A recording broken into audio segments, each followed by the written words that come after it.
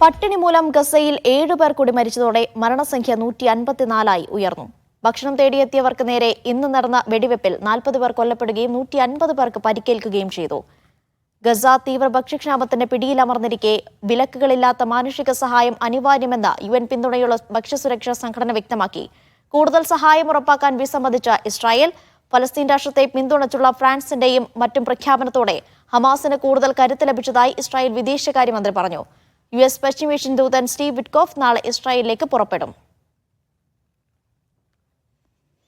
MC Nasar കൂടുതൽ വിവരങ്ങൾ നൽകും. നാസർ, പറഞ്ഞതുപോലെ തന്നെ പട്ടിണി ഗസയിൽ പിടിമുറുക്കിയിരിക്കുകയാണ്. മരണസംഖ്യ ഓരോ ദിവസവും ഉയർന്നു. താൽക്കാലികമായി ഇസ്രായേൽ ഏർപ്പെടുത്തിയ സംവിധാനങ്ങളൊന്നും എവിടെയും എത്തിയിട്ടില്ല, ഫലം കാണുന്നുമില്ല. പക്ഷേ ഇനിയും എത്ര നാൾ ഈ രീതിയിൽ മുന്നോട്ട് പോകുമെന്നുള്ളതാണ് ലോകത്തിന് മുന്നിലുള്ള ചോദ്യം. അനീഷ, തീർച്ചയായിട്ടും. കാരണം കഴിഞ്ഞ ദിവസങ്ങളിൽ ഗസയിലെ 3 ഇടങ്ങളിൽ 10 മണിക്കൂർ നേരത്തെ താൽക്കാലിക വെടിനിർത്തൽ പ്രഖ്യാപിച്ചിരുന്നു ഇസ്രായേൽ. അതോടൊപ്പം തന്നെ റഫ അതിർത്തിയിലൂടെ കൂടുതൽ ട്രക്കുകൾ, സഹായ വസ്തുക്കൾ ഗസയിലേക്ക് എത്തിക്കുമെന്നും പ്രഖ്യാപിച്ചിരുന്നു. വളരെ പരിമിതമായിട്ടുള്ള ട്രക്കുകൾക്ക് മാത്രമാണ് ഇപ്പോൾ പോലും ഇസ്രായേൽ അനുമതി നൽകുന്നത്. അതുമാത്രമല്ല, കുറ്റമറ്റ രീതിയിൽ ഈ ഭക്ഷണ വിതരണത്തിനുള്ള ഒരു സംവിധാനം ഏർപ്പെടുത്താനുള്ള ഒരു നീക്കവും ഇസ്രായേലിന്റെ ഭാഗത്തു നിന്ന് ഉണ്ടായിട്ടില്ല. അതുകൊണ്ടാണ് ഈ കൂട്ട പട്ടിണി മരണത്തിലേക്ക് തന്നെ കാര്യങ്ങൾ നീങ്ങിക്കൊണ്ടിരിക്കുന്നത്. കാരണം പുതുതായി മരണപ്പെട്ടവരിൽ വളരെ ചെറിയ കുട്ടികൾ പോലും ഉൾപ്പെടുന്നുണ്ട്. 7 പേരാണ് പുതുതായിട്ട് മരണപ്പെട്ടിരിക്കുന്നത്. അതോടുകൂടി 154 ഈ പട്ടിണി മരണത്തിന്റെ മാത്രം സംഖ്യ ഉയരുകയാണ്. അതിന് പുറമെയാണ് ഇന്ന് മാത്രം ഇപ്പോൾ ഏറ്റവും അവസാനം ലഭ്യമാവുന്ന റിപ്പോർട്ടുകൾ പ്രകാരം 49 പേരെയാണ് ഇസ്രായേൽ ഈ ഭക്ഷണം തേടി വന്ന മനുഷ്യർക്ക് നേരെ വെടിയുതിർക്കുകയും അവരെ കൊലപ്പെടുത്തുകയും ചെയ്തിരിക്കുന്നത്. ഇന്ന് ഒരൊറ്റ ദിവസത്തിനുള്ളിലാണ് 49 പേരും കൊല്ലപ്പെട്ടത് എന്ന് നമ്മൾ നാം വിലയിരുത്തേണ്ടതുണ്ട്. കാരണം ഇത്രയേറെ ശക്തമായിട്ടുള്ള സമ്മർദ്ദമുണ്ടായിട്ടും ഈ ഭക്ഷണത്തിന് തേടി വരുന്ന ആളുകൾക്ക് ഭക്ഷണം കൊടുക്കുന്നതിന് പകരം അവരെ വെടിവെച്ച് കൊല്ലുക എന്ന കൃത്യമായിട്ടുള്ള ഈ ആസൂത്രിത വംശഹത്യയുടെ അതേ ചേരുവകൾ തന്നെയാണ് ഇസ്രായേലും അമേരിക്കയും ചേർന്ന് തുടർന്നുകൊണ്ടിരിക്കുന്നത്. അതുകൊണ്ട് തന്നെ യൂറോപ്യൻ രാജ്യങ്ങളുടെയും മറ്റും വലിയ തോതിലുള്ള സമ്മർദ്ദവും പ്രതികരണവും ഒന്നും തന്നെ അതിൽ നിന്ന് പിന്തിരിപ്പിക്കാനോ ഒരു വളരെ വ്യവസ്ഥാപിതമായിട്ടുള്ള ഒരു ഭക്ഷ്യവിതരണ സംവിധാനത്തിലേക്ക് കാര്യങ്ങൾ കൊണ്ടുപോകാനോ ഉള്ള ഒരു നീക്കവും നടപ്പാക്കാൻ ഇസ്രായേൽ തയ്യാറായിട്ടില്ല. അതിന് ഇസ്രായേലിനെ പ്രേരിപ്പിക്കുക എന്ന ലക്ഷ്യത്തോടു കൂടിയാണ് നാളെ പശ്ചിമേഷ്യൻ ദൂതനായിട്ടുള്ള അമേരിക്കയുടെ സ്റ്റീവ് വിറ്റ്കോഫ് വീണ്ടും ഇസ്രായേലിൽ എത്തുന്നത്. എന്തായാലും നാളെ തന്നെയും ഇസ്രായേൽ നേതൃത്വവുമായി ചർച്ച ചെയ്തുകൊണ്ട് ഈ ഭക്ഷ്യവിതരണവുമായി ബന്ധപ്പെട്ട ചില പുതിയ സംവിധാനങ്ങൾ തങ്ങൾ ആലോചിക്കുമെന്നാണ് അമേരിക്കൻ നേതൃത്വം വ്യക്തമാക്കുന്നത്. പക്ഷേ എത്ര കണ്ട് ഇക്കാര്യത്തിൽ ഇസ്രായേലിനെ മറികടന്നുകൊണ്ട് അമേരിക്കയ്ക്ക് മുന്നോട്ട് പോകാൻ സാധിക്കുമെന്നത് ഉൾപ്പെടെയുള്ള ചോദ്യങ്ങൾ ഉയരുന്നുണ്ട്. ആ അർത്ഥത്തിലുള്ള ഒരു താല്പര്യം അമേരിക്ക ഇക്കാര്യത്തിൽ എടുക്കുമോ, അതല്ല ഈ കുരുതിയിലൂടെ ഈ വംശഹത്യക്ക് കൂടുതൽ ആക്കം നൽകാനുള്ള ഒരു നീക്കമായിരിക്കുമോ അമേരിക്ക തുടരുന്നത് എന്നത് സംബന്ധിച്ച ആശങ്കയും നിലനിൽക്കുന്നുണ്ട്. എന്തായാലും യൂറോപ്യൻ രാജ്യങ്ങളുടെ ഭാഗത്തു നിന്നാണ് ഇപ്പോൾ വളരെ ശക്തമായിട്ടുള്ള നിലപാടുകളും നടപടികളും ഉണ്ടായിക്കൊണ്ടിരിക്കുന്നത്. അതിൽ ഏറ്റവും പ്രധാനം ഫ്രാൻസ് തന്നെയാണ്. ഫ്രാൻസും ബ്രിട്ടനുമാണ് ഇതിനിപ്പോൾ മുൻകൈ എടുത്തിരിക്കുന്നത്. അതുകൊണ്ട് തന്നെ ഈ 2 രാജ്യങ്ങൾക്കെതിരെ ഇന്നിപ്പോൾ ഇസ്രായേലിന്റെ വിദേശകാര്യമന്ത്രി ഗിഡിയോൺ സാർ വളരെ രൂക്ഷമായിട്ടുള്ള വിമർശനമാണ് ഉന്നയിച്ചിരിക്കുന്നത്. കാരണം ഈ പ്രസ്താവനകൾ സ്വതന്ത്ര ഫലസ്തീൻ രാഷ്ട്രത്തെ പിന്തുണയ്ക്കുമെന്നും അതോടൊപ്പം തന്നെ ഗസയിൽ ഉടൻ വെടിനിർത്തൽ ഉണ്ടായിട്ടില്ലെങ്കിൽ തങ്ങൾ മറിച്ചുള്ള ചില തീരുമാനങ്ങൾ എടുക്കുമെന്നും ഫ്രാൻസും ബ്രിട്ടനും പ്രഖ്യാപിച്ചതാണ് ഇസ്രായേലിനെ കൂടുതൽ പ്രകോപിപ്പിച്ചിരിക്കുന്നത്. അതുകൊണ്ട് തന്നെ ഈ ഇത്തരം നീക്കങ്ങൾ ഹമാസിന് കൂടുതൽ കരുത്തേകുന്നതാണ്. അത് ഹമാസിന്റെ അജയ്യതയ്ക്ക് കൂടുതൽ അവർക്കൊരു ബലം നൽകുന്ന തീരുമാനങ്ങളാണ് യൂറോപ്യൻ രാജ്യങ്ങൾ ഇപ്പോൾ കൈക്കൊണ്ടിരിക്കുന്നത്. അത് സെമിറ്റിക് വിരുദ്ധമാണ് എന്നതുൾപ്പെടെയുള്ള കുറ്റപ്പെടുത്തലും ഇസ്രായേലിന്റെ ഭാഗത്തുനിന്ന് നടക്കുന്നുണ്ട്. എന്തായാലും ഈ ഭക്ഷ്യവിതരണം ഒരു വ്യവസ്ഥാപിത രൂപത്തിലേക്ക് കൊണ്ടുവരാനുള്ള ഒരു നീക്കവും ഈ അന്താരാഷ്ട്ര സമ്മർദ്ദത്തിനിടയിലും ഇസ്രായേൽ അതിന് തയ്യാറാകുന്നില്ല എന്നതാണ്. അപ്പോൾ ഇസ്രായേലിന്റെ മുമ്പിലുള്ള ലക്ഷ്യം വളരെ കൃത്യമാണ്. ഈ കൂട്ടക്കുരുതി അതേ സ്വഭാവത്തിൽ തന്നെ മുന്നോട്ട് കൊണ്ടുപോവുകയും തങ്ങളുടേതായിട്ടുള്ള അധിനിവേശം ഈ ഗസയുടെ മണ്ണിൽ ഉറപ്പിക്കുക എന്ന ലക്ഷ്യത്തോടു കൂടി തന്നെയാണ് ഇസ്രായേൽ ഇപ്പോൾ മുന്നോട്ട് പോകുന്നത്. ഗസയുടെ ചില പ്രദേശങ്ങൾ ഇസ്രായേലിന്റെ ഭാഗമാക്കി മാറ്റുമെന്ന തീവ്ര വലതുപക്ഷ മന്ത്രിമാരുടെ പ്രസ്താവന വന്നിട്ടും ഇതുമായി ബന്ധപ്പെട്ട ഒരു പ്രതികരണം പോലും അമേരിക്കയുടെ ഭാഗത്തു നിന്നും ഇനിയും ഉണ്ടായിട്ടില്ല എന്നതുകൂടി നാം ഈ ഘട്ടത്തിൽ വിലയിരുത്തേണ്ടതുണ്ട്. അനീഷ, നാസർ സൂചിപ്പിച്ചതുപോലെ തന്നെ കൂടുതൽ രാജ്യങ്ങൾ ഇസ്രായേലിനെതിരെ നിലപാട് സ്വീകരിക്കുന്നുണ്ട്. ഏറ്റവും ഒടുവിലായി ഫ്രാൻസും ബ്രിട്ടീഷ് പ്രധാനമന്ത്രി കീർ സ്റ്റാർമറുമാണ് നിലപാട് വ്യക്തമാക്കിയത്. അതിൽ തന്നെ പറഞ്ഞത് സെപ്റ്റംബറിൽ ഫലസ്തീനെ സ്വതന്ത്ര രാഷ്ട്രമായി അംഗീകരിക്കുമെന്നാണ് കീർ സ്റ്റാർമറിന്റെ പ്രഖ്യാപനം. പക്ഷേ ആഗോളതലത്തിൽ കൂടുതൽ ഈ ഇസ്രായേൽ ഒറ്റപ്പെടുമ്പോഴും ഒരു സമ്മർദ്ദം അല്ലെങ്കിൽ ഗസ യുദ്ധം അവസാനിപ്പിക്കാൻ ഒരു സമ്മർദ്ദം ചെലുത്താൻ ഈ ആഗോള രാജ്യങ്ങൾക്കൊന്നും സാധിക്കുന്നില്ല. അതെന്തുകൊണ്ടായിരിക്കും? തീർച്ചയായിട്ടും വലിയ സമ്മർദ്ദം ഒരു ഭാഗത്ത് തുടരുന്നുണ്ട് എങ്കിൽ പോലും ഇതിൽ അമേരിക്ക ഉൾപ്പെടെയുള്ള വൻശക്തി രാജ്യങ്ങളുടെ പൂർണ്ണ പിന്തുണ ഇപ്പോഴും ഇസ്രായേലിനുണ്ട്. മാത്രമല്ല ഈ സ്വതന്ത്ര പലസ്തീൻ രാഷ്ട്രത്തിലേക്ക് ഇപ്പോൾ കടക്കാനായിട്ടില്ല. അതുമായി ബന്ധപ്പെട്ട ചർച്ചകൾ നിലവിലുള്ള സാഹചര്യത്തെ കൂടുതൽ സങ്കീർണമാക്കുമെന്ന് പറഞ്ഞ് ഇസ്രായേലിന്റെ നയതന്ത്ര തലത്തിലുള്ള ഒരു പരിരക്ഷ ഉറപ്പാക്കാനാണ് ഇപ്പോൾ അമേരിക്ക നീക്കം നടത്തുന്നത്. അതുകൊണ്ട് തന്നെ ഇസ്രായേൽ എന്നൊരു അവിശുദ്ധ രാജ്യത്തിന്റെ പിറവിക്ക് ഏറ്റവും കൂടുതൽ നിർണായകമായിട്ടുള്ള റോൾ വഹിച്ച ബ്രിട്ടൻ പോലും ഒരു പുനർവിചിന്തനം നടത്തുന്ന ഒരു സാഹചര്യത്തിൽ അതിനെ ഉൾക്കൊള്ളുന്നതിന് പകരം അത്തരം നിലപാടുകൾ കൂടുതൽ സ്ഥിതിഗതികൾ സങ്കീർണമാക്കുമെന്ന ഒരു കുറ്റപ്പെടുത്തലാണ് ഇപ്പോൾ അമേരിക്ക നടത്തി വരുന്നത്. ട്രംപിനെ സംബന്ധിച്ചിടത്തോളം ഈ നിലവിലുള്ള ഈ ഗസയിലെ ഭക്ഷ്യ സഹായം വിപുലപ്പെടുത്തും എന്നതിൽ അപ്പുറത്ത് ഈ പ്രതിസന്ധി പരിഹരിക്കാൻ ഒരു ദ്വിരാഷ്ട്ര പ്രശ്ന പരിഹാര ഫോർമുല തന്നെയാണ് ഏറ്റവും ശക്തമെന്ന സൗഹൃദ രാജ്യങ്ങളുടെ പോലും ആ നിലപാട് അംഗീകരിക്കാൻ ഇപ്പോൾ പോലും അമേരിക്ക തയ്യാറായിട്ടില്ല. അമേരിക്കയുടെ ഭാഗത്തു നിന്നുള്ള ഈ ഒരു പരിരക്ഷയാണ് ഇപ്പോൾ ഇസ്രായേലിന് ഈ യൂറോപ്യൻ രാജ്യങ്ങളുടെ നിലപാടിനെ മറികടക്കാനുള്ള ഏറ്റവും വലിയ ഒരു സഹായകമായി മാറിയിരിക്കുന്നത്. അതുകൊണ്ട് തന്നെ അമേരിക്ക യൂറോപ്യൻ രാജ്യങ്ങളുമായി ഇപ്പോൾ ചർച്ച ആരംഭിച്ചിട്ടുണ്ട്. കാരണം ഈ സ്വതന്ത്ര ഫലസ്തീൻ രാഷ്ട്രത്തെ പിന്തുണയ്ക്കുകയാണെങ്കിൽ അത് ഒരു സെമിറ്റിക് വിരുദ്ധമായിട്ടുള്ള സമീപനമായിരിക്കും. അത് ഇസ്രായേലിന്റെ താല്പര്യങ്ങൾക്ക് മാത്രമല്ല യൂറോപ്പിന്റെ താല്പര്യങ്ങൾക്കും ഗുണം ചെയ്യുകയില്ല എന്ന് പറഞ്ഞുകൊണ്ട് ആ യൂറോപ്യൻ രാജ്യങ്ങളെ ഇപ്പോൾ എടുത്തിരിക്കുന്ന നിലപാടിൽ നിന്ന് പിറകോട്ടടിപ്പിക്കാൻ സാധിക്കുമോ എന്നാണ് ഇപ്പോൾ അമേരിക്ക പ്രധാനമായിട്ടും ആലോചിക്കുന്നത്. പക്ഷേ സൗദി അറേബ്യയും അതോടൊപ്പം തന്നെ ഫ്രാൻസും ചേർന്ന് കഴിഞ്ഞ 2 ദിവസം മുമ്പ് നടന്നിരിക്കുന്ന UN പ്രത്യേക സമ്മേളനം, ആ സമ്മേളനത്തിൽ ഏതാണ്ട് 125ഓളം രാജ്യങ്ങളാണ് സ്വതന്ത്ര പലസ്തീൻ രാഷ്ട്രത്തിന് പിന്തുണയ്ക്കാനുള്ള ഒരു തീരുമാനം അറിയിച്ചിരിക്കുന്നത്. എന്തായാലും സെപ്റ്റംബറിൽ ചേരുന്ന UN പൊതുസഭാ സമ്മേളനത്തിന് മുമ്പ് തന്നെ ഇത്തരമൊരു പ്രഖ്യാപനം നടത്തുമെന്നാണ് ഇപ്പോൾ ബ്രിട്ടൻ അറിയിച്ചിരിക്കുന്നത്. അതല്ല എങ്കിൽ ഗസയിൽ അതിനു മുമ്പ് തന്നെ വെടിനിർത്തൽ രൂപപ്പെടുത്തുകയും അവിടുത്തെ സ്ഥിതിഗതികൾ മെച്ചപ്പെടുത്തണമെന്ന നിർദ്ദേശമാണ് ഇസ്രായേലിന് നൽകിയിരിക്കുന്നത്. പക്ഷേ ഇസ്രായേലിന്റെ ഭാഗത്തു നിന്ന് ഈ പ്രസ്താവനയെ അടിമുടി വിമർശിക്കുക എന്നതിലപ്പുറത്ത് അവർ മുന്നോട്ട് വെച്ചിരിക്കുന്ന ഈ ഉപാധികൾ തങ്ങൾ അംഗീകരിക്കുകയില്ല എന്ന ഒരു കൃത്യമായിട്ടുള്ള വിളംബരം കൂടിയാണ് ഇപ്പോൾ ഇസ്രായേൽ നടത്തിക്കൊണ്ടിരിക്കുന്നത്. അതിന് അവർക്ക് പ്രചോദനം നൽകുന്നത് അമേരിക്കയുടെ പൂർണ്ണമായിട്ടുള്ള പിന്തുണയുമാണ്. അതുകൊണ്ട് അമേരിക്കയെ തിരുത്താതെ യൂറോപ്യൻ രാജ്യങ്ങൾക്ക് അല്ലെങ്കിൽ അമേരിക്കയ്ക്കെതിരെ എത്ര ശക്തമായിട്ട് എത്ര കാലം മുന്നോട്ട് പോകാൻ സാധിക്കും എന്ന ചോദ്യം കൂടി നിലവിലുള്ള ലോക സാഹചര്യത്തിൽ സ്വാഭാവികമായിട്ടും ഉയർന്നു വരുന്നുണ്ട്. Aneesha. Nasar, American president Donald Trump നേരത്തെ ഒരു ചോദ്യം ഇസ്രായേലിനോട് ചോദിച്ചിരുന്നു. അതായത് ഈ ഗസയിലെ പട്ടിണി മരണത്തിൽ ഒരു നിലപാട് ഇസ്രായേൽ ഇതിനോടകം തന്നെ വ്യക്തമാക്കണം എന്ന കാര്യം ട്രംപ് തന്നെ ചോദിച്ചിരുന്നു. അതിൽ എന്ത് നിലപാടാണ് ഇസ്രായേൽ സ്വീകരിക്കുന്നത്? പ്രത്യേകിച്ചും സ്റ്റീവ് വിറ്റ്കോഫ് നാളെ ഇസ്രായേലിലേക്ക് പോകാനിരിക്കുകയാണല്ലോ. അനീസ, ഇതിൽ ഏറ്റവും പ്രധാനപ്പെട്ടത് ഈ പുറമേക്ക് നടത്തുന്ന പ്രതികരണം മാത്രമല്ല, 2 തവണയാണ് വൈറ്റ് ഹൗസിൽ കഴിഞ്ഞ ഈ മാസത്തിൽ തന്നെ നെതന്യാഹുവുമായിട്ട് ട്രംപ് കൂടിക്കാഴ്ച നടത്തിയത്. ആ കൂടിക്കാഴ്ചയുടെയും അവർ പങ്കുവച്ച ചർച്ചയുടെയും വിശദാംശങ്ങൾ ഇതുവരെ പുറത്തുവിടാൻ അമേരിക്കൻ നേതൃത്വം തയ്യാറായിട്ടില്ല. നേരത്തെ അമേരിക്കൻ പ്രസിഡന്റ് ട്രംപ് തന്നെ വ്യക്തമാക്കിയത് ഗസ പൂർണ്ണമായിട്ടും ഏറ്റെടുക്കേണ്ടതുണ്ട്, അവിടെ ഒരു വിനോദസഞ്ചാര കേന്ദ്രമാക്കി മാറ്റേണ്ടതുണ്ട്, ഗസയിലുള്ള ആളുകളെ മറ്റെവിടേക്കെങ്കിലും പുനരധിവസിപ്പിക്കേണ്ടതുണ്ട്. ഈ ഒരു പ്രഖ്യാപനമാണ് ഇസ്രായേലിന് ഈ കുരുതി കൂടുതൽ ശക്തമായിട്ട് തുടരാൻ പ്രേരണയായതും അതോടൊപ്പം തന്നെ ഈ വെടിനിർത്തൽ ചർച്ചകളെ അട്ടിമറിക്കാൻ നെതന്യാഹുവിനെ പ്രേരിപ്പിച്ചതും അമേരിക്കൻ പ്രസിഡന്റിന്റെ ഭാഗത്തു നിന്നുള്ള ഈ തുറന്ന പിന്തുണയാണ്. അതുകൊണ്ട് തന്നെ നെതന്യാഹുവും അതോടൊപ്പം ഈ ട്രംപും നേരത്തെ ചർച്ച ചെയ്തത് ഏത് അർത്ഥത്തിലുള്ള നീക്കങ്ങളാണ് ഗസയുടെ ഭാവിയെ സംബന്ധിച്ചിടത്തോളം, യുദ്ധാനന്തര ഗസയുടെ ഭാവിയെ സംബന്ധിച്ചിടത്തോളം ഏത് നിലപാടാണ് ഈ 2 രാജ്യങ്ങളും ഇപ്പോൾ സ്വീകരിച്ചത് എന്നതുൾപ്പെടെയുള്ള ചോദ്യങ്ങൾ നിലനിൽക്കുന്നുണ്ട്. അത്തരമൊരു സാഹചര്യത്തിലാണ് അനീഷ സൂചിപ്പിച്ചതുപോലെ നാളെ സ്റ്റീവ് വിറ്റ്കോഫ് പുറപ്പെടുന്നത്. പക്ഷെ ഗസയിലെ സ്ഥിതിഗതികൾ വളരെ പ്രയാസകരമാണ്, ഗുരുതരമാണ്, അത് മാറ്റിയെടുക്കണമെന്നാണ് തന്റെ ആഗ്രഹമെന്ന് ട്രംപ് പറയുന്നുണ്ട്. പക്ഷെ അതേസമയം അമേരിക്കയും ഇസ്രായേലും ചേർന്നുകൊണ്ടാണ് ഗസ ഹ്യൂമാനിറ്റേറിയൻ ഫൗണ്ടേഷൻ എന്ന ഈ ഭക്ഷ്യവിതരണ സംവിധാനം അവിടെ ഏർപ്പെടുത്തിയത്. അതിലേക്ക് ഭക്ഷണം തേടി വന്ന മനുഷ്യരെയാണ് 1400-ലധികം പേരെയാണ് കൊന്നൊടുക്കിയിരിക്കുന്നത്. ഏതാണ്ട് 4000-ലധികം പേർക്ക് പരിക്കേൽക്കുന്ന ഒരു സാഹചര്യവും ഉണ്ടായി. എന്നിട്ട് പോലും ഈ സംവിധാനം മാറ്റി യുനെർവ ഉൾപ്പെടെയുള്ള UN ഏജൻസികളിലേക്ക് ഈ സംവിധാനം മാറ്റേണ്ടതുണ്ട് എന്നൊരു നിലപാട് അമേരിക്ക ഇപ്പോൾ പോലും പ്രഖ്യാപിച്ചിട്ടില്ല.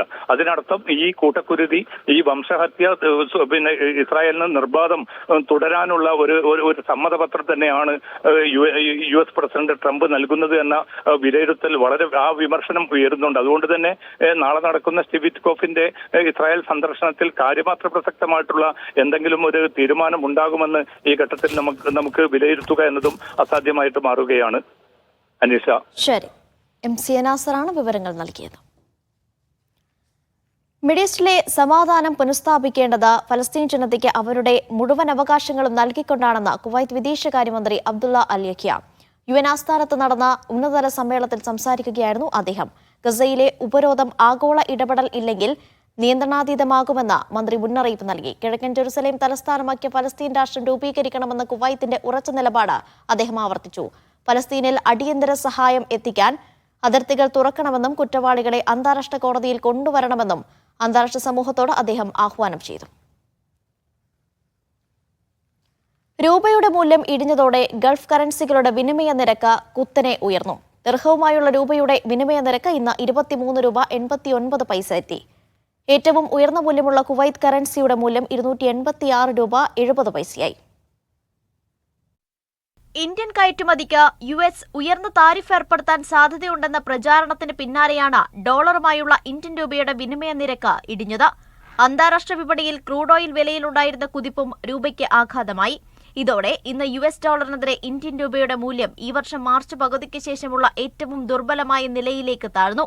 ഇന്നലെ രാത്രി 23 രൂപ 56 പൈസയായിരുന്ന ദിർഹത്തിന്റെ വിനിമയ മൂല്യം ഇന്ന് രാവിലെ 23 രൂപ 89 പൈസയായി. ഏറ്റവും ഉയർന്ന വിനിമയ മൂല്യമുള്ള കുവൈത്ത് ദിനാറിന്റെ വിനിമയ നിരക്ക് 286 രൂപ 70 പൈസയുമായി.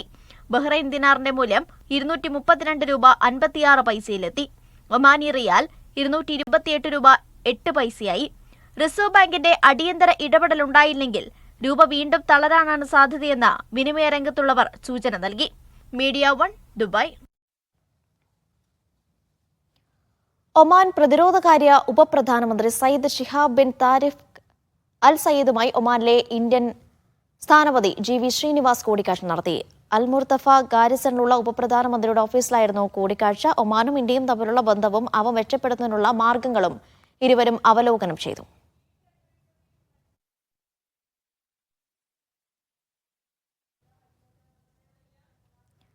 സൗദിയിൽ സ്വകാര്യ കമ്പനികളിലെ സ്വദേശീവൽക്കരണം പാലിക്കുന്നതിന്റെ നിരക്ക് 94% ഉയർന്നതായി മാനവ വിഭവശേഷി മന്ത്രാലയം. ഈ വർഷം ആദ്യപാദത്തിലെ കണക്കുകളിലാണ് വളർച്ച രേഖപ്പെടുത്തിയത്. ഇതോടെ രാജ്യത്തെ സ്വദേശികൾക്കിടയിലെ തൊഴിലില്ലായ്മ നിരക്ക് ചരിത്രത്തിലെ ഏറ്റവും കുറഞ്ഞ ശതമാനത്തിലേക്ക് എത്തിക്കാൻ കഴിഞ്ഞതായും മന്ത്രാലയം വ്യക്തമാക്കി. 2025 ആദ്യപാദത്തിൽ തൊഴിൽ വിപണി മേൽനോട്ടം ശക്തിപ്പെടുത്തുന്നതിൽ മാനവ വിഭവശേഷി സാമൂഹിക വികസന മന്ത്രാലയം പുലർത്തിയ ജാഗ്രത വ്യത്യസ്ത മേഖലകളിൽ നേട്ടത്തിന് കാരണമായി. സ്വകാര്യ മേഖലാ സ്ഥാപനങ്ങളിലെ സ്വദേശിവൽക്കരണവുമായി ബന്ധപ്പെട്ട് മന്ത്രാലയത്തിന്റെ നിർദ്ദേശങ്ങൾ നടപ്പിലാക്കുന്നതിൽ സ്ഥാപനങ്ങളുടെ നിരക്ക് 94% ഉയരാൻ ഇത് കാരണമായതായും മന്ത്രാലയം വെളിപ്പെടുത്തി. സ്ഥാപനങ്ങളുടെ അനുസരണ നിലവാരം ഉയർത്തുന്നതിനും സ്ഥാപനങ്ങൾക്കുള്ളിലെ ഭരണം ശക്തിപ്പെടുത്തുന്നതിനും 2,50,000-ലധികം സന്ദർശനങ്ങൾ ലക്ഷ്യമിട്ട് മന്ത്രാലയം തുടക്കം കുറിച്ച പരിശോധനാ ക്യാമ്പയിൻ 3 മാസത്തിനുള്ളിൽ 4,11,000-ലേക്ക് എത്തിക്കാൻ സാധിച്ചു. സന്ദർശനങ്ങളുടെ ഫലമായി 1,15,000 ലംഘനങ്ങൾ കണ്ടെത്തുവാനും 46,000-ലധികം മുന്നറിയിപ്പുകൾ നൽകാനും മന്ത്രാലയ അധികൃതർക്ക് കഴിഞ്ഞു. ഇതോടെ പരിശോധന ഗുണനിലവാര നിരക്ക് 93.65% ഉയർന്നു. സൗദികൾക്കിടയിലെ തൊഴിലില്ലായ്മ നിരക്ക് ചരിത്രത്തിലെ ഏറ്റവും കുറഞ്ഞ നിരക്കായ 6.3% എത്തി. മന്ത്രാലയത്തിന്റെ ശ്രമങ്ങൾ പരിശോധനയിലൊതുക്കാതെ പ്രത്യേക പരിശീലന പരിപാടികളും ഫീൽഡ് ടീമുകളെ ശാക്തീകരിക്കുന്ന ഡയലോഗുകളും സംഘടിപ്പിച്ചു. 1330-ലധികം പുരുഷ വനിതാ നിരീക്ഷകർക്ക് ഇത് പ്രയോജനപ്പെട്ടതായും മന്ത്രാലയം വ്യക്തമാക്കി. Naushad Irikkur, media 1 Dammam. Saudi അറേബ്യയുടെ ഈ വർഷത്തെ GDP വളർച്ചയിൽ വർധന പ്രവചിച്ച് IMF. സൗദി സമ്പദ് വ്യവസ്ഥ ഈ വർഷം 3.6% വളർച്ച കൈവരിക്കുമെന്ന് IMFന്റെ പുതിയ പഠനം വ്യക്തമാക്കുന്നു. എണ്ണ ഉൽപാദനത്തിലെ തിരിച്ചുവരവും ടൂറിസം, ലോജിസ്റ്റിക്സ് തുടങ്ങിയ എണ്ണ ഇതര വ്യവസായങ്ങളുടെ തുടർച്ചയായ വികാസവും സമ്പദ് വ്യവസ്ഥയ്ക്ക് കരുത്തേക്കും. കഴിഞ്ഞ ദിവസം പുറത്തിറക്കിയ ഏറ്റവും പുതിയ വേൾഡ് എക്കണോമിക് ഔട്ട്ലുക്കിലാണ് അന്താരാഷ്ട്ര നാണയനിധി പുതിയ പ്രവചനങ്ങൾ പങ്കുവച്ചത്. സൗദിയുടെ വളർച്ചാ നിരക്ക് നേരത്തെ പ്രവചിച്ചതിൽ നിന്നും 0.6% ഉയർന്ന് ഈ വർഷം 3.6% വരെ എത്തുമെന്ന് പുതിയ പഠനം വ്യക്തമാക്കുന്നു. വിഷൻ 2030 പ്രകാരം സുസ്ഥിരമായ സാമ്പത്തിക പരിഷ്കാരങ്ങളും വൈവിധ്യവൽക്കരണ ശ്രമങ്ങളും ഇത് പ്രതിഫലിപ്പിക്കുന്നതായും റിപ്പോർട്ട് പറയുന്നു. പുതുക്കിയ പ്രവചനങ്ങൾ പ്രകാരം ഇന്ത്യക്കും ചൈനക്കും പിറകിൽ ലോകത്തിൽ അതിവേഗം വളരുന്ന പ്രധാന സമ്പദ് വ്യവസ്ഥകളിലൊന്നായി സൗദി അറേബ്യയെ മാറ്റും. സൗദിയുടെ വളർച്ച മിഡിൽ ഈസ്റ്റ്, വടക്കേ ആഫ്രിക്ക മേഖലകളുടെ ശരാശരിയേക്കാൾ കൂടുതലാണ്. ഈ മേഖലയുടെ 2025 ശരാശരി വളർച്ചാ നിരക്ക് 3.4%. എണ്ണ ഉൽപ്പാദനത്തിലെ തിരിച്ചുവരവും ടൂറിസം, ലോജിസ്റ്റിക്സ്, മറ്റു ഉൽപ്പാദന മേഖല തുടങ്ങിയ എണ്ണയിതര വ്യവസായങ്ങളുടെ തുടർച്ചയായ വികാസവും സമ്പദ്വ്യവസ്ഥയ്ക്ക് കരുത്തേകുമെന്നും റിപ്പോർട്ട് പറയുന്നു. നൌഷാദ് റിക്കൂർ, media 1, Dammam. Digital tax stamp മൂന്നാം ഘട്ടം നടപ്പിലാക്കുന്നത് ഒമാൻ നികുതി അതോറിറ്റി നവംബർ 1 നീട്ടി. നവംബർ 1 മുതൽ ഒമാനിൽ ഡിജിറ്റൽ ടാക്സ് സ്റ്റാമ്പ് ഇല്ലാത്ത ശീതളപാനീയങ്ങൾ വിൽക്കാനോ വിതരണം ചെയ്യാനോ പാടില്ല. ഇറക്കുമതിക്കാർക്കും നിർമ്മാതാക്കൾക്കും ചില്ലറ വ്യാപാരികൾക്കും ഡിജിറ്റൽ ടാക്സ് സ്റ്റാമ്പ് നിയമം പാലിക്കുന്നതിനായി അധിക സമയം നൽകുന്നതിനാണ് തീയതി നീട്ടിയത്. നേരത്തെ ഇത് ഓഗസ്റ്റ് 1 മുതൽ നടപ്പിലാക്കുമെന്നായിരുന്നു അറിയിച്ചിരുന്നത്. ഡിജിറ്റൽ ടാക്സ് സ്റ്റാമ്പ് ചെയ്യാത്ത സോഫ്റ്റ് ഡ്രിങ്കുകൾ, എനർജി ഡ്രിങ്കുകൾ, മറ്റ് എക്സൈസ് പാനീയങ്ങൾ തുടങ്ങിയവയുടെ വിൽപ്പനയും വിതരണവും ഒമാനിൽ കർശനമായി നിരോധിക്കും. ഈ വിഭാഗത്തിലുള്ള എല്ലാ ഉൽപ്പന്നങ്ങളും ആഭ്യന്തര വിപണിയിൽ പ്രവേശിക്കുന്നതിന് മുമ്പ് അംഗീകൃത ഡിജിറ്റൽ ടാക്സ് സ്റ്റാമ്പുകൾ പതിക്കണം. നവംബർ 1 മുതൽ സ്റ്റാമ്പ് ചെയ്യാത്ത ഉൽപ്പന്നങ്ങൾ പിടിച്ചെടുക്കും. എക്സൈസ് നികുതി നടത്തിപ്പിൽ സുതാര്യതയും നിയമപാലനവും വർദ്ധിപ്പിക്കാൻ ലക്ഷ്യമിട്ടുള്ള TDS നടപ്പാക്കൽ പദ്ധതിയുടെ മൂന്നാം ഘട്ടത്തിന്റെ ഭാഗമായാണ് ഈ നടപടി. 2019 മധ്യത്തിലാണ് രാജ്യത്ത് എക്സൈസ് നികുതി നിയമം പ്രാബല്യത്തിൽ വരുന്നത്. ആദ്യം സിഗരറ്റുകളിൽ മാത്രം ശ്രദ്ധ കേന്ദ്രീകരിച്ചിരുന്ന പദ്ധതി പിന്നീട് ശീശ, തമ്പാക്ക് ഉൽപ്പന്നങ്ങൾ എന്നിവയിലേക്കും വ്യാപിപ്പിച്ചു. പിന്നീടാണ് കാർബണേറ്റഡ് പാനീയങ്ങൾ, എനർജി ഡ്രിങ്ക്സ് തുടങ്ങിയവയിലേക്കും ഡിജിറ്റൽ ടാക്സ് നിർബന്ധമാക്കാൻ തീരുമാനിച്ചത്. Media 1, Muscat. UAE-യിൽ സോഷ്യൽ മീഡിയ വഴി പരസ്യം ചെയ്യുന്ന വ്യക്തികൾക്ക് അഡ്വൈസർ പെർമിറ്റ് നിർബന്ധമാക്കുന്നു. UAE മീഡിയ കൗൺസിലാണ് ഇത് സംബന്ധിച്ച് നിർദ്ദേശം നൽകിയത്. സോഷ്യൽ മീഡിയയിൽ പണം വാങ്ങിയും അല്ലാതെയും പരസ്യം ചെയ്യുന്നവർക്ക് പെർമിറ്റ് നിർബന്ധമായിരിക്കും. ലൈസൻസ് നമ്പർ സാമൂഹിക അക്കൗണ്ടുകളിൽ പ്രദർശിപ്പിക്കണം. മീഡിയ കൗൺസിലിൽ രജിസ്റ്റർ ചെയ്തതും പെർമിറ്റ് ലഭിച്ചതുമായ അക്കൗണ്ട് വഴിയല്ലാതെ പരസ്യങ്ങൾ പ്രസിദ്ധീകരിക്കാൻ പാടില്ല. രജിസ്റ്റർ ചെയ്ത അക്കൗണ്ട് വഴി മറ്റേതെങ്കിലും വ്യക്തിയെയോ പാർട്ടിയെയോ പരസ്യം ചെയ്യാനും അനുവദിക്കില്ല. വിദേശത്തെ ഇൻഫ്ലുവൻസർമാർ UAE-യിലെത്തി പരസ്യം ചെയ്യാനും പെർമിറ്റ് എടുക്കണം. വ്യക്തികൾക്ക് സ്വന്തം ഉൽപ്പന്നങ്ങൾ പരസ്യം ചെയ്യുന്നതിന് പെർമിറ്റ് ആവശ്യമില്ല. അതോടൊപ്പം വിദ്യാഭ്യാസ, കായിക, സാംസ്കാരിക ബോധവൽക്കരണ പ്രവർത്തനങ്ങളിൽ ഏർപ്പെടുന്ന 18 വയസ്സിന് താഴെയുള്ള വ്യക്തികൾക്കും അനുമതിയുടെ ആവശ്യമില്ല. 3 മാസത്തിനകം പെർമിറ്റ് നിലവിൽ വരും. ആദ്യ 3 വർഷം പെർമിറ്റ് സൗജന്യമായിരിക്കും. Media 1, Dubai. മനുഷ്യക്കടത്ത് തടയുന്നതിലും നിയമനിർമ്മാണത്തിലും ഒമാൻ പുരോഗതി കൈവരിച്ചതായി വിലയിരുത്തൽ. അതിർത്തികൾ കടന്ന് പ്രവർത്തിക്കുന്ന സംഘടിത ക്രിമിനൽ ശൃംഖല തകർക്കാൻ സാധിച്ചെന്നാണ് റിപ്പോർട്ട്. അന്താരാഷ്ട്ര മനുഷ്യക്കടത്ത് വിരുദ്ധ ദിനാചരണത്തിന്റെ ഭാഗമായി സംഘടിപ്പിച്ച പരിപാടിയിലാണ് വിലയിരുത്തൽ. ലോക മനുഷ്യക്കടത്ത് വിരുദ്ധ ദിനം സുൽത്താനറ്റിൽ വിപുലമായ പരിപാടികളോടെയാണ് ആചരിച്ചത്. മനുഷ്യക്കടത്ത് തടയുന്നതിനുള്ള നിയമനിർമ്മാണം മെച്ചപ്പെടുന്നതിൽ ഒമാൻ പുരോഗതി കൈവരിച്ചിട്ടുണ്ടെന്ന് enquiries criminal investigation director general brigadier Jamal bin Habib al Quraishi പറഞ്ഞു. പൊതുജന അവബോധം വളർത്തുന്നതിനും മനുഷ്യക്കടത്ത് റിപ്പോർട്ട് ചെയ്യുന്നതിനെ പ്രോത്സാഹിപ്പിക്കുന്നതിനും ഇരകളുടെ അവകാശങ്ങളെക്കുറിച്ച് അറിയിക്കുന്നതിനുമായി അമാൻ എന്ന പേരിൽ ക്യാമ്പയിൻ ദേശീയ സമിതി ആരംഭിച്ചിട്ടുണ്ട്. മനുഷ്യക്കടത്ത് ഇരകളെ മികച്ച രീതിയിൽ തിരിച്ചറിയുന്നതിനും സംരക്ഷിക്കുന്നതിനുമായി ROP ഒരു പുതിയ സംവിധാനവും ആവിഷ്കരിച്ചിട്ടുണ്ട്. കഴിഞ്ഞ ഒരു വർഷത്തിനുള്ളിൽ നിരവധി കേസുകളാണ് സുൽത്താനറ്റ് കൈകാര്യം ചെയ്തത്. അറബ്, ഏഷ്യൻ രാജ്യങ്ങളിലെ വ്യക്തികൾ ടൂറിസ്റ്റ് വിസയിൽ ഒമാനിൽ പ്രവേശിച്ച് നിയമവിരുദ്ധമായി അവയവ മാറ്റിവെക്കൽ പ്രോത്സാഹിപ്പിക്കുന്നതായി കണ്ടെത്തുകയും ചെറുക്കുകയും ചെയ്തു. വൃക്ക ആവശ്യമുള്ള നിർദ്ധരായ രോഗികളെ ലക്ഷ്യമിട്ടായിരുന്നു ഇത്. വിദേശ സ്ത്രീകളെ ഒമാനിലേക്ക് ആകർഷിക്കുന്നതിനായി വ്യാജ തൊഴിൽ പരസ്യങ്ങൾ ഉപയോഗിക്കുന്നതായി കണ്ടെത്തിയിട്ടുണ്ട്. വിസിറ്റ് വിസകളിൽ തൊഴിലാളികളെ കൊണ്ടുവന്ന് നിയമവിരുദ്ധമായി ജോലി ചെയ്യിപ്പിക്കുന്ന കേസുകൾ കൈകാര്യം ചെയ്തു. ഇറ്റാലിയൻ അധികൃതർ തിരയുന്ന വ്യക്തിയെ ഒമാനിൽ പിടികൂടി അന്താരാഷ്ട്ര പ്രോട്ടോക്കോളുകൾ പാലിച്ച് നാട് കടത്തിയെന്നും അധികൃതർ വ്യക്തമാക്കുന്നുണ്ട്. Media 1, Muscat.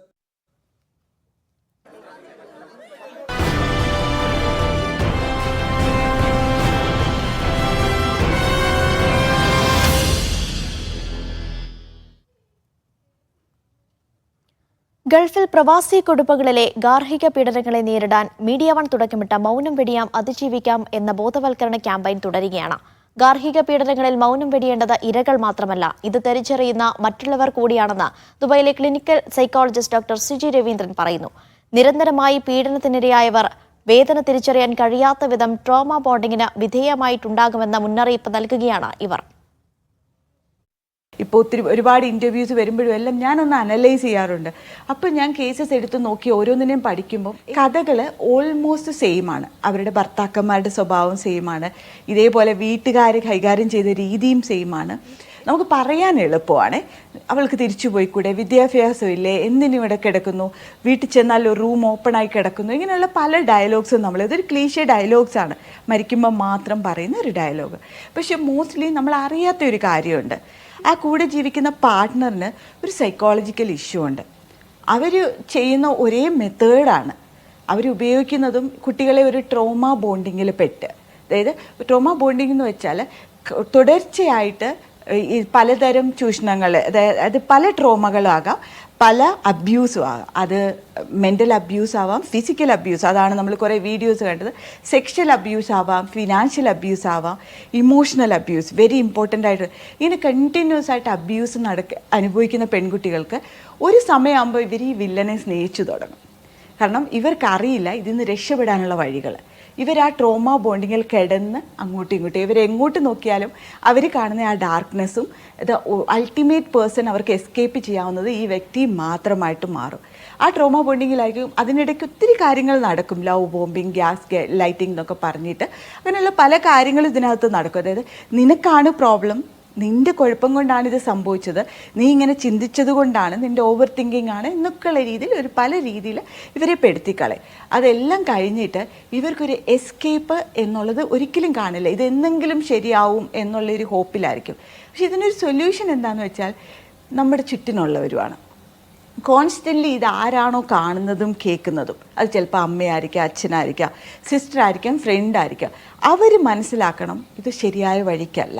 എത്രയും പെട്ടെന്ന് ഒരു എക്സ്പേർട്ടിൻ്റെ ഹെൽപ്പ് എടുത്തിട്ട് അവരുടെ സെൽഫ് വർത്തും സെൽഫ് അവെയർനെസ്സും ക്രിയേറ്റ് ചെയ്യുക. അവരുടെ ഒരു സെൽഫ് റിയാലിറ്റി നഷ്ടപ്പെട്ടിട്ടുണ്ടാവും, അതിനെ മനസ്സിലാക്കി കൊടുത്ത് ഒരു പുതിയ പ്രോസ്പെക്റ്റീവിൽ ഇങ്ങനെയല്ല യഥാർത്ഥ ജീവിതം, ഇതല്ല, ഇതിൻ്റെ ബിയോണ്ട് ഒരു വേൾഡ് ഉണ്ട്, അതിനൊരു എക്സിറ്റ് ഡോർ ഉണ്ടെന്ന് അവരെ പറഞ്ഞ് മനസ്സിലാക്കി ഇവരെ നമ്മളൊരു പുതിയ പ്രോസ്പെക്റ്റീവിൽ പുതിയൊരു ലൈഫിലേക്ക് അവരെ കൊണ്ടുപോകാറാണ് നമ്മൾ ചെയ്യാറ്.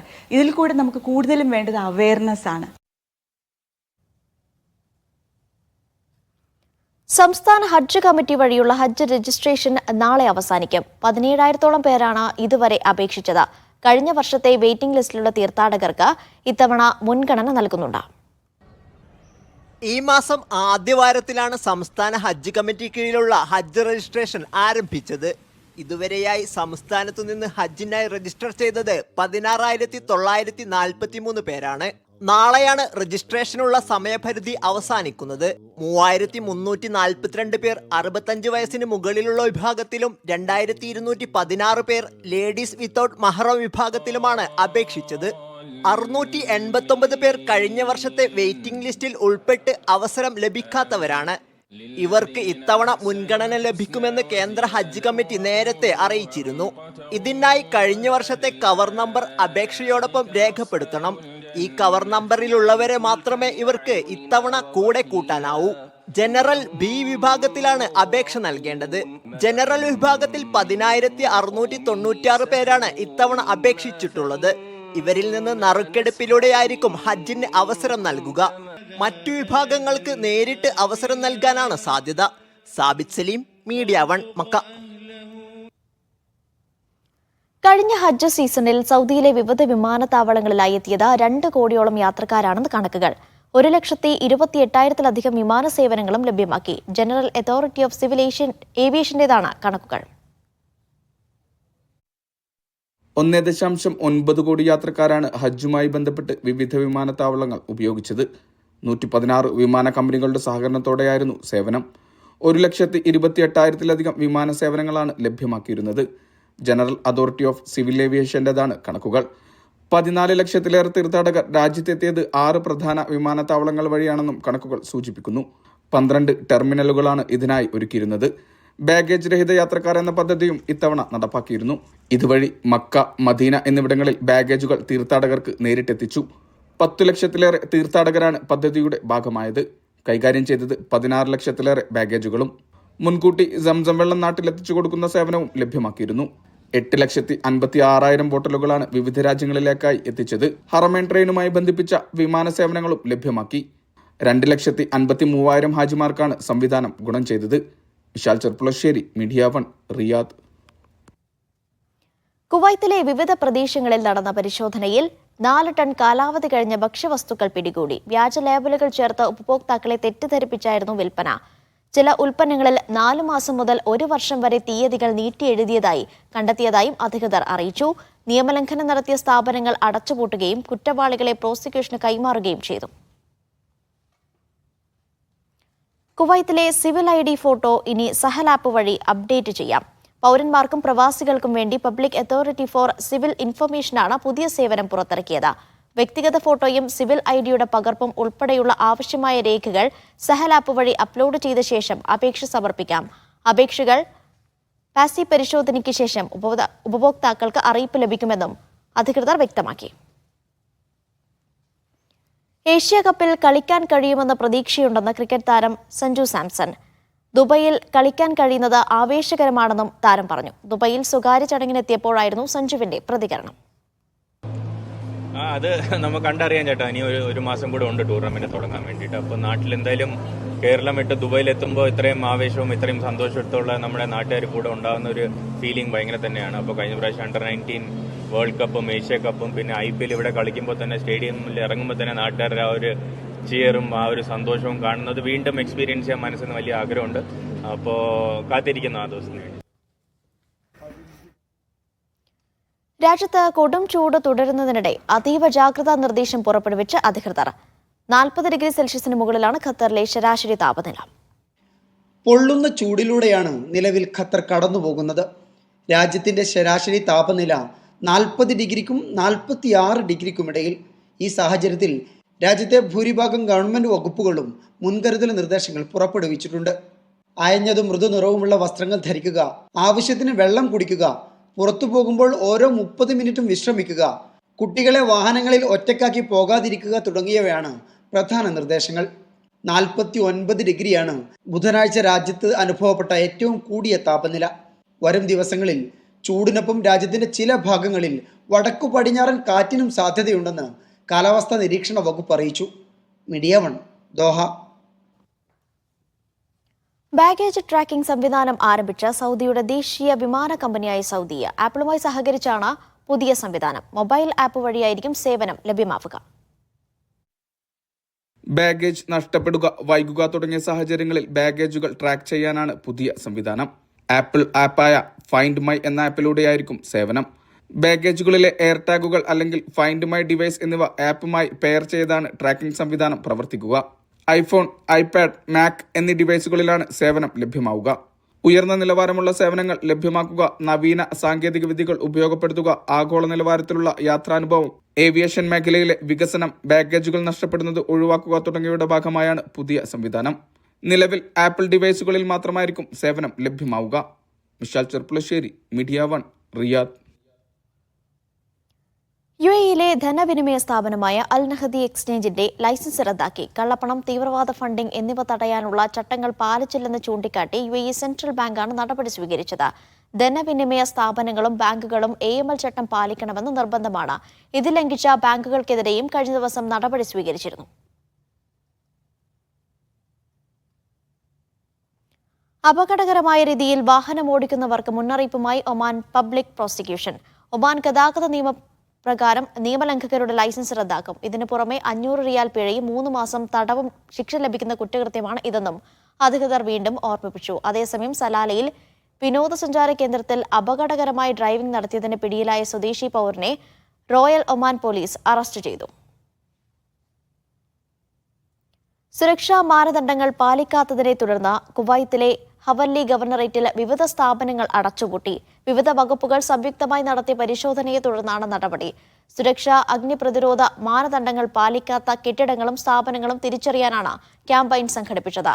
പരിശോധനയിൽ നിരവധി ലംഘനങ്ങൾ രജിസ്റ്റർ ചെയ്യപ്പെട്ടതായും ചില സ്ഥാപനങ്ങൾ അടച്ചുപൂട്ടിയതായും അധികൃതർ അറിയിച്ചു. ദോഫാറിന്റെ ചരിത്രത്തിലേക്കും പഴമയിലേക്കും മിഴി തുറന്ന സലാലയിൽ ദോഫാർ മ്യൂസിയം പ്രവർത്തനം ആരംഭിച്ചു. ഖരീഫിനോടനുബന്ധിച്ച നിർമ്മാണം പൂർത്തിയായ മ്യൂസിയം ദോഫാർ ഗവർണറാണ് ഉദ്ഘാടനം ചെയ്തത്. നഗരഹൃദയത്തിൽ 2 നിലകളിലായി പൂർത്തിയായ museum Dhofar governor His Highness Sayyid Marwan bin Turki al സെയ്ദിന്റെ രക്ഷാകൃതത്തിലാണ് ഉദ്ഘാടനം ചെയ്തത്. ചടങ്ങിൽ മ്യൂസിയം സ്ഥാപകൻ Sheikh Muhammad bin Abdul Mohsin Salim al Sail al ഖസാനിയും സംബന്ധിച്ചു. സലാല സെന്ററിൽ അൽസലാം റോഡിന് സമീപമായി ആരംഭിച്ച മ്യൂസിയത്തിൽ 800-ലധികം പുരാവസ്തുക്കൾ പ്രൊഫഷണൽ വിധത്തിൽ രേഖപ്പെടുത്തുകയും ഡോക്യുമെന്റ് ചെയ്യുകയും ചെയ്തിട്ടുണ്ട്. ഇങ്ങോട്ടേക്കുള്ള വഴി ഗൂഗിൾ മാപ്പിൽ ദോഫാർ മ്യൂസിയം എന്ന് സെർച്ച് ചെയ്താൽ ലഭ്യമാണ്. 2 നിലകളിലായി 1000 ചതുരശ്ര മീറ്ററിലാണ് മ്യൂസിയം ഉള്ളത്. 14 ഡിപ്പാർട്ട്മെൻറ്റ്സ് ആണ് ഇവിടെ വരുന്നത്. പിന്നെ 4 എൻവയോൺമെൻറ്റൽ ഡിപ്പാർട്ട്മെൻറ്റ്സും പിന്നെ കറൻസി ഉണ്ട്. അല്ലാതെ ഒരുപാട് കാണാനായിട്ട് ഒരുപാട് കാര്യങ്ങൾ ഉണ്ട്. അറബി, ഇംഗ്ലീഷ്, ഫ്രഞ്ച്, ജർമ്മൻ ഭാഷകളിലായി സന്ദർശകർക്ക് മ്യൂസിയത്തിൻ്റെ ഉള്ളടക്കം അനുഭവിക്കാനും സൗകര്യമുണ്ട്. രാവിലെ 9 മുതൽ ഉച്ചയ്ക്ക് 1 വരെയും വൈകിട്ട് 4 മുതൽ 7 വരെയുമാണ് പ്രവർത്തന സമയം. 9 വയസ്സിന് മുകളിലുള്ളവർക്ക് 1 റിയാലാണ് പ്രവേശന നിരക്ക്. ഗ്രൂപ്പുകൾക്ക് പ്രത്യേക നിരക്കളവുണ്ട്. ദോഫാറിൻ്റെ ചരിത്രപരമായിട്ടുള്ള കൾച്ചറിക് ഒരുപാട് കാര്യങ്ങൾ ഇതിൻ്റെ അകത്തുണ്ട്. ദോഫാർ ഗവർണറേറ്റിലെ സാംസ്കാരിക പാരമ്പര്യ ടൂറിസത്തിന് ഇത് വലിയ സംഭാവനയായിട്ടാണ് വിലയിരുത്തപ്പെടുന്നത്. തീർച്ചയായും ഈ ഖരീഫ് കാലത്ത് കണ്ടിരിക്കേണ്ടുന്ന ഒരു ഇടം കൂടിയാണിത്. നൂറ്റാണ്ടുകൾ പഴക്കമുള്ള ഇൻഡോ ഒമാൻ സൗഹൃദത്തിൻ്റെ ശേഷിപ്പുകളും ചിഹ്നങ്ങളും നമുക്കിവിടെ കാണാനാകും.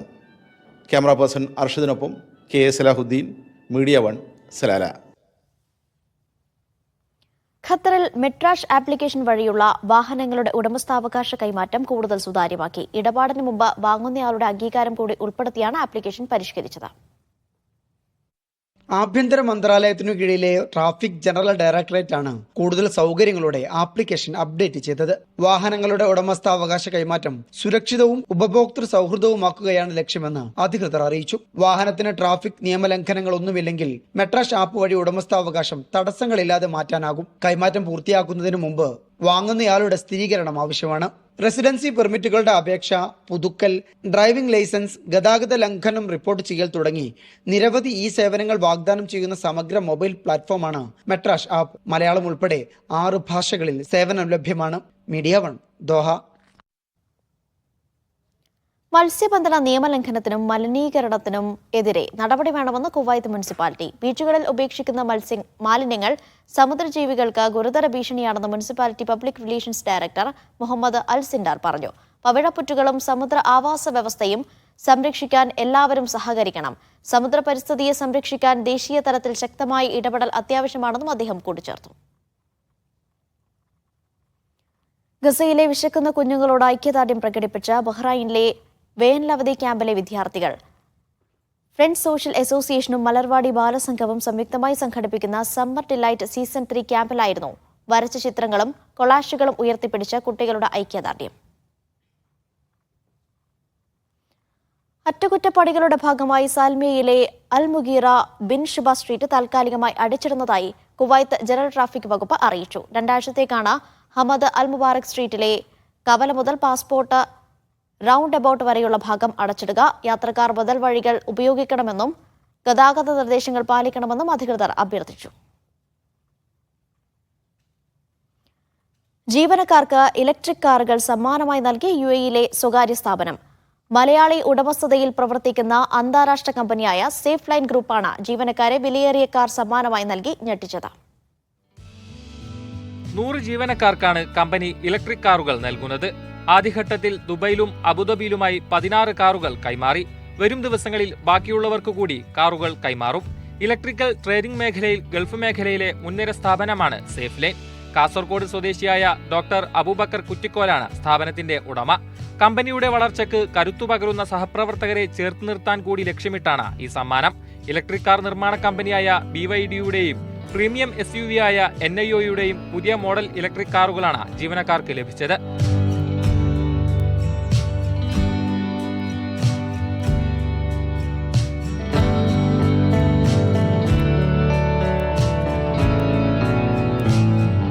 പരിസ്ഥിതി സൗഹൃദ വാഹനങ്ങൾ പ്രോത്സാഹിപ്പിക്കാനുള്ള UAE-യുടെ പദ്ധതിക്ക് കരുത്തുപകരാനാണ് സമ്മാനമായി ഇലക്ട്രിക് കാറുകൾ നൽകിയതെന്ന് ഡോക്ടർ അബൂബക്കർ പറഞ്ഞു. Media 1, Dubai. ബഹ്റൈൻ KMCC-യുടെ നേതൃത്വത്തിൽ പ്രവാസി വോട്ട് ചേർക്കൽ ഹെൽപ്പ് ഡെസ്ക് പ്രവർത്തനം ആരംഭിച്ചു. കരുത്തുറ്റ ജനാധിപത്യത്തിന് പ്രവാസിയുടെ കയ്യൊപ്പ് എന്ന പ്രമേയത്തിലാണ് ഹെൽപ്പ് ഡെസ്ക് ആരംഭിച്ചത്. മനാമയിലെ സംഘടനാ ആസ്ഥാനത്ത് നടന്ന ചടങ്ങിൽ ജനറൽ സെക്രട്ടറി ഷംസുദ്ദീൻ വെള്ളികുളങ്ങര ഉദ്ഘാടനം ചെയ്തു. റോഡിൽ സാഹസിക പ്രകടനം നടത്തിയതിൽ നടപടിയുമായി അബുദാബി പോലീസ്. വാഹനങ്ങൾ പിടിച്ചെടുത്ത് കടുത്ത പിഴയാണ് ചുമത്തിയത്. കഴിഞ്ഞ ദിവസമാണ് ലിവ മേഖലയിൽ സംഘടിച്ചെത്തിയ യുവാക്കൾ റോഡിൽ അഭ്യാസം നടത്തിയത്. വാഹനത്തിന്റെ നമ്പർ പ്ലേറ്റ് ഉൾപ്പെടെ അഴിച്ചുമാറ്റി നടത്തിയ നിയമലംഘനം മണിക്കൂറുകൾക്കുള്ളിൽ പോലീസ് കണ്ടെത്തി നടപടിയെടുക്കുകയായിരുന്നു. ബഹ്റൈൻ വിമാനത്താവളം വഴി യാത്ര ചെയ്തവരുടെ എണ്ണത്തിൽ ഗണ്യമായ വർധനയെന്ന് കണക്കുകൾ. യാത്രാ വിമാനങ്ങളുടെയും ചരക്ക് വിമാനങ്ങളുടെയും എണ്ണത്തിൽ വർധനവുണ്ടായി. ജൂൺ മാസത്തെ കണക്കുകൾ പ്രകാരം 7,80,771 പേരാണ് ബഹ്റൈൻ അന്താരാഷ്ട്ര വിമാനത്താവളം യാത്രക്കായി ഉപയോഗിച്ചത്. ഏറ്റവും കൂടുതൽ പേർ യാത്ര ചെയ്തത് ഇന്ത്യയിലെ ഹൈദരാബാദിലേക്കാണ്. ഗതാഗത ടെലികമ്മ്യൂണിക്കേഷൻ അതോറിറ്റിയുടെ കണക്കുകൾ അനുസരിച്ച് 14,133 പേരാണ് ജൂണിൽ മാത്രം ഹൈദരാബാദിലേക്ക് യാത്ര ചെയ്തത്. ഇത് മുമ്പത്തേതിനെ അപേക്ഷിച്ച് 67% വർധനവാണ്. ജൂൺ മാസത്തെ കണക്കുകൾ അനുസരിച്ച് ആകെ 8,011 വിമാനങ്ങളാണ് ബഹ്റൈൻ വിമാനത്താവളത്തിൽ ഇറങ്ങുകയും പുറപ്പെടുകയും ചെയ്തത്. 4,007 വിമാനങ്ങൾ പുറപ്പെടുകയും 4,004 വിമാനങ്ങൾ രാജ്യത്തിറങ്ങുകയും ചെയ്തു. 30,351 ടൺ സാധനങ്ങളും മെയിലുകളും കഴിഞ്ഞ മാസം മാത്രം വിമാനത്താവളം കൈകാര്യം ചെയ്തു. Media 1 Bahrain. Council four Islamic education and research നടത്തിയ പൊതുപരീക്ഷയിൽ കുവൈത്തിലെ ഇസ്ലാഹി സെന്ററിന് കീഴിലുള്ള മദ്രസകൾ 100% വിജയം നേടി. അബ്ബാസിയ ഇന്റഗ്രേറ്റഡ് സ്കൂളായിരുന്നു പരീക്ഷാ സെന്റർ. കഴിഞ്ഞ ഏപ്രിൽ മാസത്തിലാണ് പൊതുപരീക്ഷ നടന്നത്. കേരളത്തിലും ഗൾഫ് രാജ്യങ്ങളിലുമായി വിവിധ സെന്ററുകളിലാണ് പരീക്ഷ നടത്തിയത്. ഇന്ത്യൻ ഇസ്ലാഹി സെന്ററിന് കീഴിൽ അബ്ബാസിയ, ഫഹാഹിൽ, സാൽമിയ എന്നിവിടങ്ങളിലാണ് മദ്രസകൾ പ്രവർത്തിക്കുന്നത്. സെപ്റ്റംബറിൽ ആരംഭിക്കുന്ന പുതിയ അധ്യയന വർഷത്തിനുള്ള അഡ്മിഷൻ ആരംഭിച്ചുവെന്ന് IIC വിദ്യാഭ്യാസ വകുപ്പ് അറിയിച്ചു. സ്വാതന്ത്ര്യ ദിനാഘോഷത്തിന്റെ ഭാഗമായി blood donors Kerala Kuwait chapter രക്തദാന ക്യാമ്പ് സംഘടിപ്പിക്കുന്നു. അദാൻ ബ്ലഡ് ട്രാൻസ്ഫ്യൂഷൻ സെന്ററിൽ രാവിലെ 9 മുതൽ ഉച്ചയ്ക്ക് 12:30 വരെയാണ് ക്യാമ്പ് നടക്കുക. QR കോഡ് സ്കാൻ ചെയ്ത് രജിസ്റ്റർ ചെയ്യാൻ. കൂടുതൽ വിവരങ്ങൾക്കായി ഭാരവാഹികളുമായി ബന്ധപ്പെടാം. മുൻ ജിദ്ദ പ്രവാസിയും UAE ബിസിനസ്സുകാരനുമായ ഹംസ പൊന്മള എഴുതിയ നോവൽ ലോക്ക്ഡൌണിന്റെ തമിഴ് പതിപ്പ് പ്രകാശനം ചെയ്തു. കോവിഡ് കാലത്ത് മാലദ്വീപിൽ ക്വാറന്റൈനിലുണ്ടായിരുന്ന അനുഭവങ്ങൾ കോർത്തിണക്കിയാണ് നോവൽ പ്രസിദ്ധീകരിച്ചത്. എഴുത്തുകാരൻ ഡോക്ടർ TM രഘുറാമാണ് തമിഴ് മൊഴിമാറ്റം നടത്തിയത്. കോയമ്പത്തൂർ പുസ്തകോത്സവത്തിൽ തമിഴ് എഴുത്തുകാരൻ M കരീം പ്രകാശനം നിർവഹിച്ചു.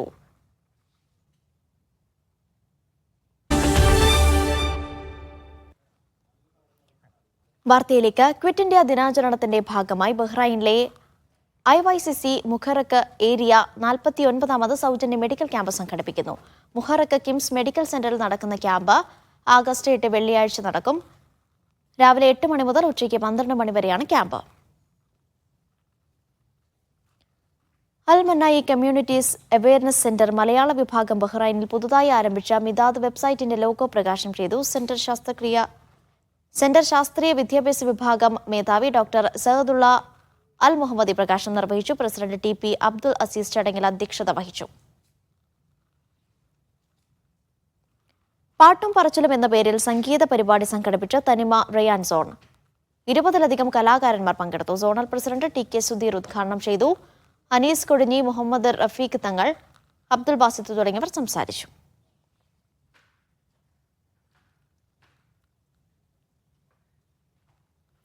റാപ്റ്റേഴ്സ് 11 ബഹ്റൈനിൽ സംഘടിപ്പിച്ച ചാമ്പ്യൻസ് കപ്പ് ക്രിക്കറ്റ് ടൂർണമെന്റിന്റെ 3ാം സീസണിൽ ടൈഫൂൺ CC ജേതാക്കളായി. അൽ അസ്ഹർ CCയാണ് റണ്ണറപ്പ്. മികച്ച താരമായി ബാപ്പുവിനെയും ബൌളറായി അമീറിനെയും ഫൈനലിലെ താരമായി അഹമ്മദ് ഹസനെയും തെരഞ്ഞെടുത്തു.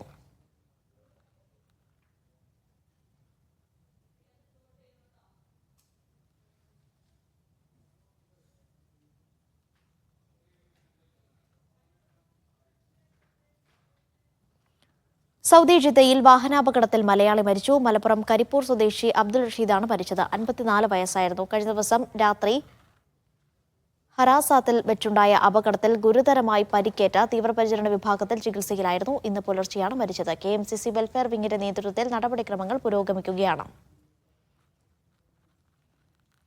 ദുബൈയിലെ പഴയകാല മാധ്യമപ്രവർത്തകൻ കൊടുങ്ങല്ലൂർ ഏറിയാട് സ്വദേശി ജബ്ബാരി എന്ന അബ്ദുൾ ജബ്ബാർ നാട്ടിൽ അന്തരിച്ചു. 78 വയസ്സായിരുന്നു. അസുഖബാധിതനായി ഏറെ നാളായി ചികിത്സയിലായിരുന്നു.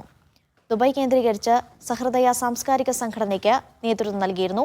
സലഫി ടൈംസ് എന്ന മിനി മാഗസീനും ഏറെക്കാലം പ്രസിദ്ധീകരിച്ചു. UAEയിലെ മലയാള മാധ്യമ കൂട്ടായ്മയിലും മറ്റ് സാംസ്കാരിക സംഘടനകളിലും സജീവമായിരുന്നു. ഖബറടക്കം കടപ്പൂർ മഹല്ല പള്ളി ഖബർസ്ഥാനിൽ നടന്നു.